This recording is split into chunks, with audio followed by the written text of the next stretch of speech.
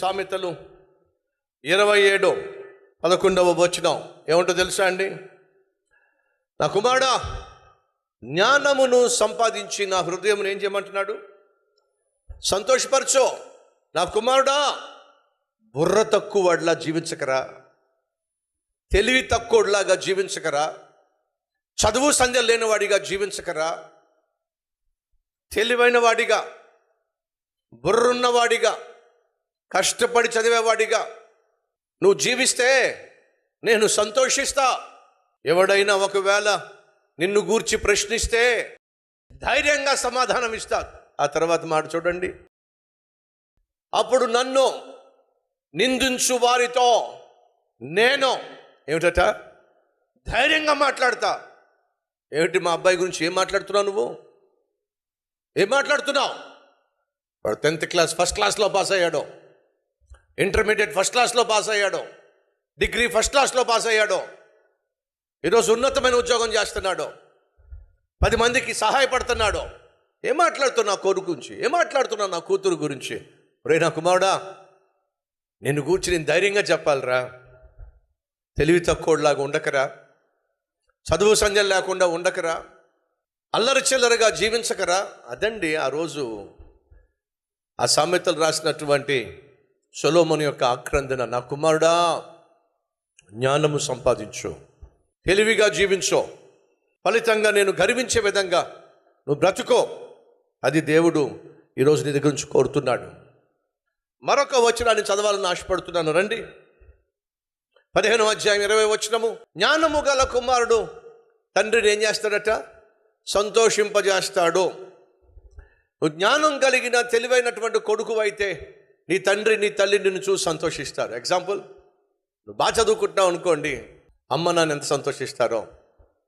స్కూల్కి వెళ్ళినప్పుడు నిన్ను చూసి మీ అబ్బాయి చాలా తెలివైనడండి, బాగా చదువుతాడండి, క్లాస్లో ఫస్ట్ అండి అని అంటే ఆ తల్లి ఎంత సంతోషిస్తుందో, ఆ తండ్రి ఎంత సంతోషిస్తాడో. ఆ తర్వాత మాట చూసారా? జ్ఞానము కలిగిన వాడు తన తండ్రిని సంతోషపరుస్తాడట. బుద్ధి లేనోడు తన తల్లిని తిరస్కరించును, అవమానపరుస్తాడండి. బుద్ధి లేనోడేమో తల్లిని అవమానపరుస్తాడు, దుఃఖపరుస్తాడు. మరొక మాట చదివిస్తారండి, 17:21 బుద్ధిహీనుణ్ణి కన్న వారికి బాధ కలుగును.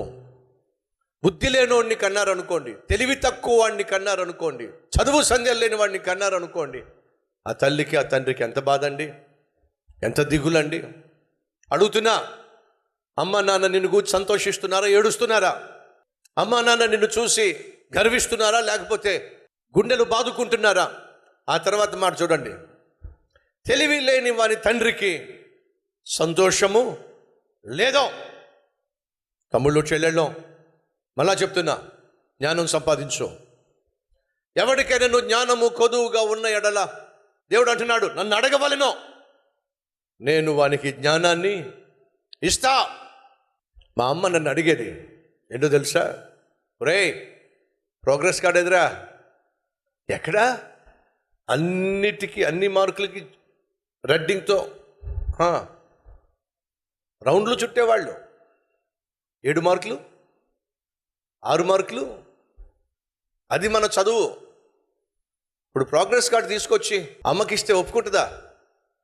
నాన్నకు చూస్తే సంతోషిస్తారా? చివాట్లు పెడతారని, కొడతారని అసలు ప్రోగ్రెస్ కార్డు తీసుకొచ్చేవాడినే కాదండి. ఏరా ప్రోగ్రెస్ కార్డు ఏది? ప్రింట్ కాలేదమ్మా, స్కూల్లో డబ్బులు లేక ప్రింటే చేయలేదమ్మా. మాయా. ఈరోజు మనలో కొంతమంది అమ్మను నాన్నను మాయ చేసేవాళ్ళు లేరా? ఎగ్జామ్స్లో నువ్వు ఫెయిల్ అయిపోయావు, అమ్మకి తెలియదు, నాన్నకి తెలియదు. చదువులో నువ్వు ఫెయిల్ అయిపోయావు, స్కూల్కి రానివ్వట్లా, కాలేజీకి నిన్ను రానివ్వట్లా, యూనివర్సిటీలో అడుగు పెట్టనివ్వట్లా, అమ్మకి తెలియదు, నాన్నకి తెలియదు. మాయా. చదువులో ఓడిపోయావని, చదువులో ఫెయిల్ అయిపోయావని కూడా చెప్పడానికి కూడా నీకు ధైర్యం సరిపోవట్లా. మాయా. నా జీవితాన్ని ప్రభువుకి అంకితం చేసిన తర్వాత కష్టపడ్డానికి ఇష్టపడ్డాను. బహుగా కష్టపడి చదివేవాడిని, రాత్రి 1 గంట వరకు చదివేవాడిని, ఉదయం 4:30 గంటలకే లేచేవాడిని, కేవలం 4 గంటలు పడుకునేవాడిని. చదువులో విజయం సాధించాల్సిందే, క్లాస్లో ఫస్ట్ రావాల్సిందే. ఒకప్పుడు ప్రోగ్రెస్ కార్డు చూపించడానికి సిగ్గుపడ్డాను. ఎంతకాలం అమ్మను నాన్నను సిగ్గుపరుస్తాను? ఎంతకాలం అమ్మను నాన్నను తలదించుకునేవాడిగా చేస్తాను? నా జీవితంలోనికి జ్ఞానాన్ని ఇవ్వగలిగిన దేవుడు వచ్చాడు. కష్టపడి చదవాల్సిందే. ఆటలకు పక్కన పెట్టేశా. అల్లరి చిల్లరి జీవితానికి స్వస్తి పలిక. శ్రద్ధ కలిగి చదవాలని కష్టపడ్డా. సహోదరులు, ఫస్ట్ సెమిస్టర్లో క్లాస్ ఫస్ట్ సాధించా. ఎందుకు ఈ విషయాన్ని చెప్తున్నాను తెలుసా? నువ్వు శ్రద్ధ కలిగి చదివినట్లయితే నువ్వు విజయం సాధిస్తావు. కష్టపడి పనిచేసినట్లయితే విజయం సాధిస్తావు. శ్రద్ధగా పనిచేయవాడు నెంబర్ 1 ఏలుబడి చేస్తాడు, నాయకుడు అవుతాడు. కష్టపడి పనిచేసేవాడు ఐశ్వర్యవంతుడు అవుతాడు. ఆర్థికంగా స్థిరపడతావు. 10 మందికి అప్పిచ్చేవాడిగా ఉంటావు. 10 మందికి సహాయం చేసేవాడిగా ఉంటావు. అవసరమైతే ఒకరిద్దరిని, 2, 3, 4, 5 చదివించేవాడిగా ఉంటావు. నెంబర్ 3 శ్రద్ధగా పనిచేసేవాడు పుష్టిగా ఉంటాడు, బలంగా ఉంటాడు, ఆరోగ్యంగా ఉంటాడు. పిల్లలు ఆరోగ్యంగా ఉంటారు. వాళ్ళని చూస్తేనే అర్థమైపోతుంది చక్కని ఆహారం వీళ్ళు పొందుకుంటున్నారని. అడుగుతున్నా, భార్యకు బిడ్డలకు కడుపున భోజనం పెట్టగలుగుతున్నావా? పుష్టికరమైన ఆహారాన్ని అందించగలుగుతున్నావా? లేకపోతే పస్తుంచుతున్నావా? దయచేసి వినండి. సోమరిపోతులో, నిద్రపోతులో దరిద్రులు అవుతారో బైబిల్ సెలవిస్తుంది. నువ్వు దరిద్రుడిగా ఉండడానికి వీల్లేదో. నిన్ను కట్టుకున్నందుకు నీ భార్య దరిద్రాన్ని అనుభవించడానికి వీల్లేదో.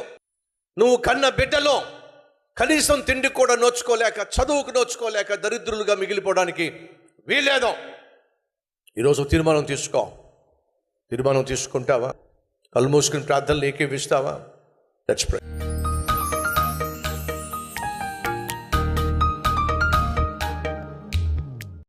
మహాపరిశుద్ధుడు అయిన ప్రేమ కలిగిన తండ్రి, బహుసూటిగా స్పష్టంగా మాతో మాట్లాడినందుకు మీకు వందనాలయ్యా. ఈరోజు మరింత సూటిగా మేము నీ వాక్యాన్ని విన్నాం. బంగారం లాంటి భవిష్యత్తు కావాలంటే మేము కష్టపడాలని, సోమరితనాన్ని, నిద్రపోతుతనాన్ని, తిండిపోతుతనాన్ని విడిచిపెట్టాలని, పనిలో జాగు చేయకుండా, ఆలస్యం చేయకుండా శ్రద్ధ వహించాలని, ఏలుబడి చేయాలని, భద్రతను, భరోసాను, భవిష్యత్తును భార్య బిడ్డలకు కలిగించాలని, అనుగ్రహించాలని విలువైన సందేశం విన్నావు నాయన. ప్రేమ లేని, ప్రార్థన లేని, పరిశుద్ధత లేని కుటుంబం నరకప్రాయం. అలా కాకుండా నాయన, బంగారం లాంటి భర్తగా, భార్యగా, బంగారం లాంటి తండ్రిగా, బంగారం లాంటి తల్లిగా, బంగారం లాంటి బిడ్డలకు నాయన ఆత్మీయతను నేర్పిస్తూ భవిష్యత్తును ప్రభువా నీ యొక్క చిత్త ప్రకారము వారికి కలిగించే కృప మాకు దయచేయమని యేసు నామం పేరట వేడుకుంటున్నాం తండ్రి. ఆమెన్.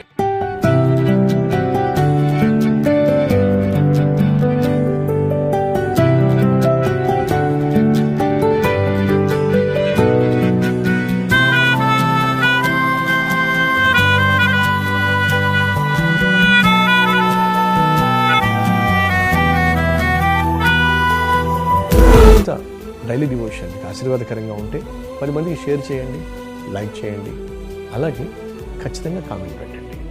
మళ్ళీ రేపు ఇదే సమయంలో మరొక అద్భుతమైన డైలీ డివోషన్తో మీ ముందుకు రాబోతున్నాను. అంతవరకు సెలవు.